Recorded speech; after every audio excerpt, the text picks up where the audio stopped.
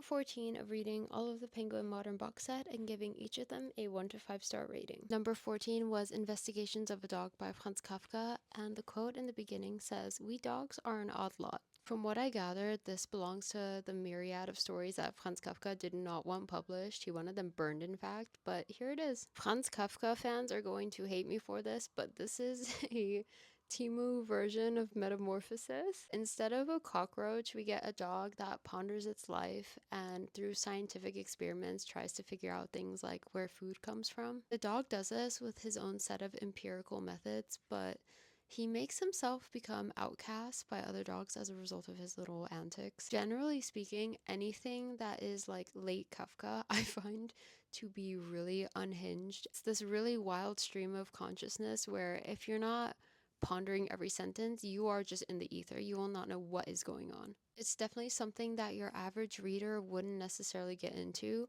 but if you're a Kafka fan, I think you would love this. He would show you one way of thinking and then he would just exhaust every other option, swerving you left and right, like no idea where you're going from one sentence to the next. It also felt like a bit of an autobiography because Franz Kafka was also a little bit introverted and ostracized. It also, to me, felt like he was kind of sniding us as humans and how we think we know everything based off our own scientific experiments, but like, how do we actually know that they're even valid? There were a lot of moments in this where I was like nodding along, being like, oh yeah, like valid, but there were so many passages where I would read like a third of the page and have no idea what was just said, and I'd have to go back and reread it, and the same thing would happen again. I'm sorry to say, but this was a 1 out of 5 for me.